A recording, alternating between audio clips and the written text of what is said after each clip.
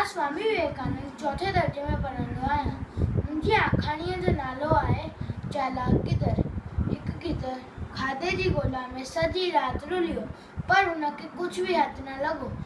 सुबुह जो जीअं पंहिंजे घर तां ते मोटियो त हुनखे वण ते हिकु कांउ ॾिसण में आयो, जंहिंजे वात में लोले जो टुकुर हो। गिदड़ दिलि में ख़्यालु कयईं, चालाकी करे हिन मूर्ख कांउ खां ही लोले जो टुकुर फूरी वठां।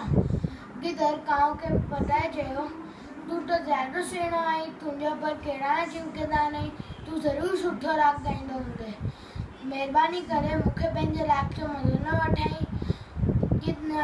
कांउ चहिरो वात खोले कांउ कांउ करण लॻो त वात वारो लोले जो टुकुर अची पट ते किरियो त गिदड़ लोले जो टुकुर खाईंदो ख़ुशि थींदो हली वियो। वसीयत कूड़ी सारा पे पढ़जण न घुरिजे।